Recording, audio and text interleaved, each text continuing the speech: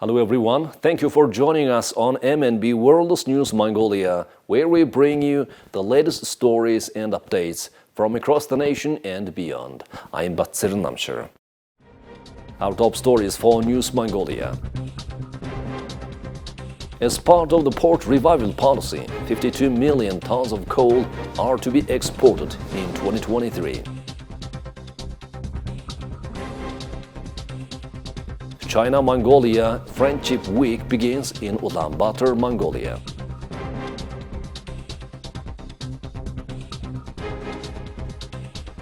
Bridging Horizons exhibition organized in Belgium. For the news, stay tuned.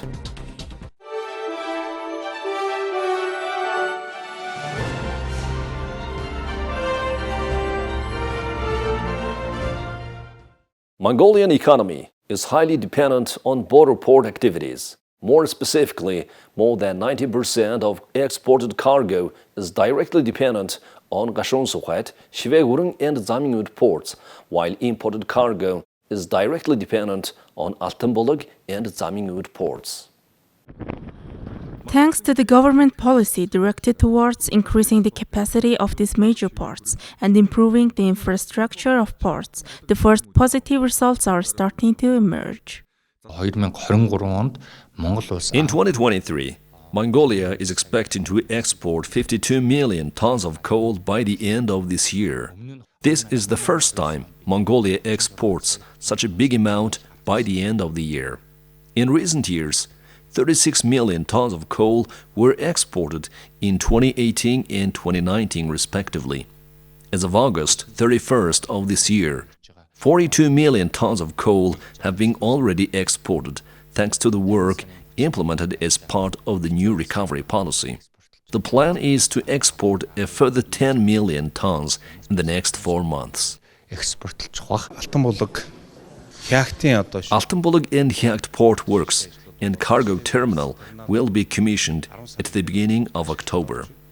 On the other hand, the passenger transportation terminal will be commissioned in the first quarter of 2024. Therefore, passenger movements and traffic entering or leaving via Ulaanbaatar and Zamingut ports is expected to increase 3 to 4-fold.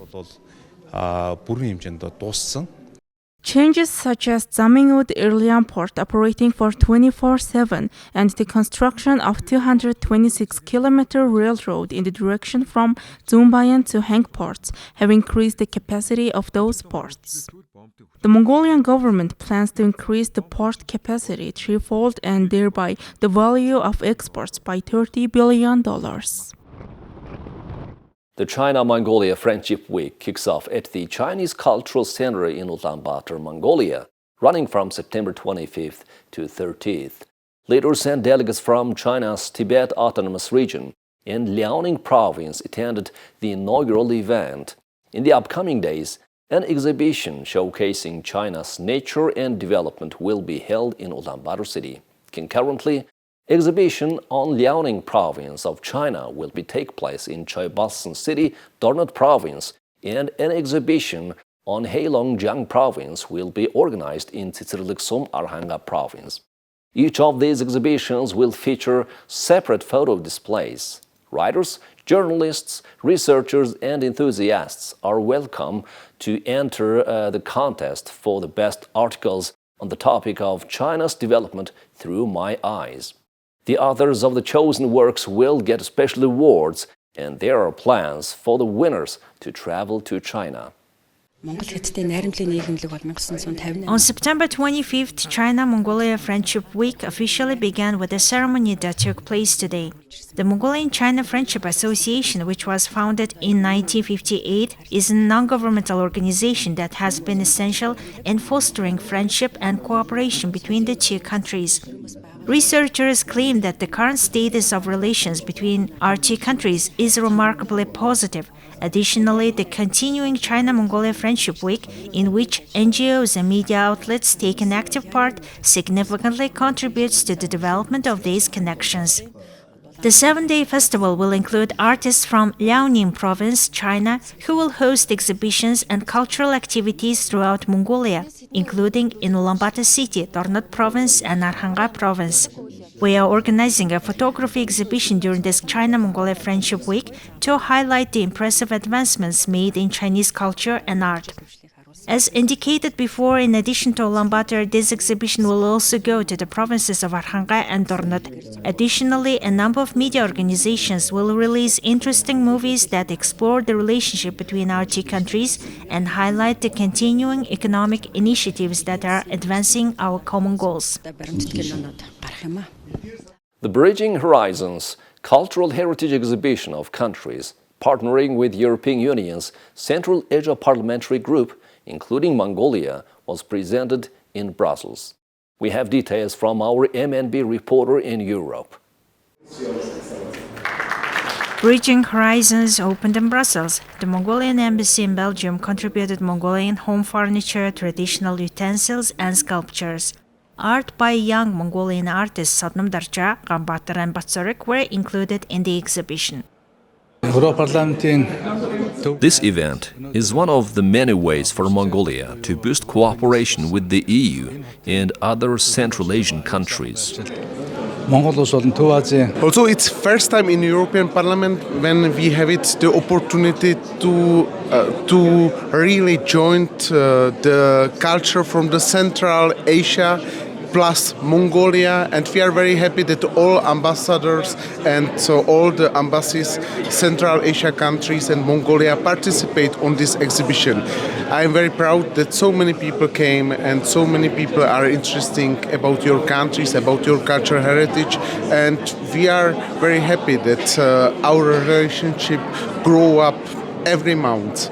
Also, we have it more and more culture event, economic event, and more cooperation. Central Asia and Mongolia has crucial role for the future of European Union, especially for the sources, for the energy independence and other things. And we are now looking forward for better cooperation, stronger cooperation, and more investment in your countries. The exhibition was on view from September 18 through the 24th of September. Now let's take a look at the currency exchange rates provided by Mongol Bank.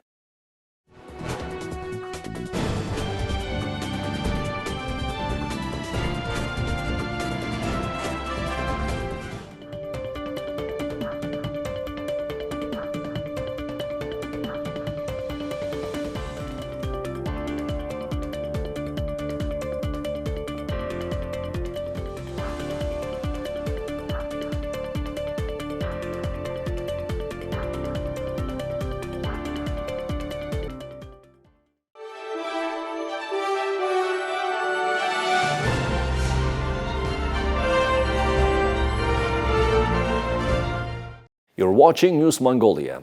Now let's take a look at the international news from our partner agencies. President Joe Biden hosted leaders from the 18-member Pacific Islands Forum at the White House Monday for the start of a two-day Washington summit. At the summit's start, Biden announced that his administration is requesting Congress approve $200 million in new assistance for the region, including financing to help the islands prepare for climate and natural hazards and improve infrastructure. As part of the summit, the U.S. is formally establishing diplomatic relations with two South Pacific nations, the Cook Islands and Niue. Later Monday, Secretary of State Antony Blinken will take part in signing ceremonies with Niue Premier Dalton Tegelagi and with Cook Islands Prime Minister Mark Brown to mark the new elevated relations. Blinken is also set to take part in an event with Kiribati President Tenati Maume later Monday, as the island country was set to sign on the new partnership with the U.S.-backed Millennium Corporation Challenge. The group has previously assisted the country with dozens of low-lying atolls and 120,000 people to boost its workforce. Some of the leaders attended an NFL game in Baltimore on Sunday and visited a U.S. Coast Guard cutter in the city's harbor for a briefing on combating illegal fishing and other maritime issues. Biden announced Monday that later this year he would deploy a U.S. Coast Guard vessel to the region to collaborate and train with Pacific Islands nations. At last year's summit, the White House unveiled its Pacific strategy, an outline of its plan to assist the region's leaders on pressing issues like climate change, maritime security, and protecting the region from overfishing. The administration pledged the U.S. would add $810 million in new aid for Pacific Islands nations over the next decade, including $130 million on efforts to stymie the impact of climate change. The leaders will also meet on Monday with Biden's special envoy on climate, John Kerry, for talks focused on climate change. Blinken and UN Ambassador Linda Thomas-Greenfield will host the leaders at the State Department for a dinner. What's your message? Now let's take a look at the weather forecast for the world's major cities.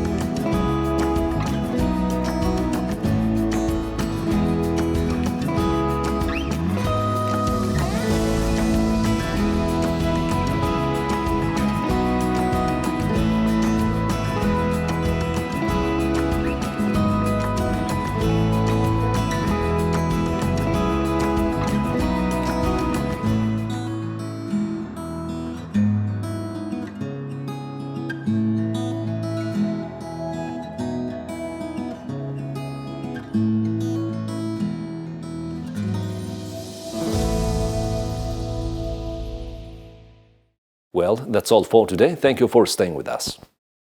We'll see you on Wednesday with more news and updates. Goodbye.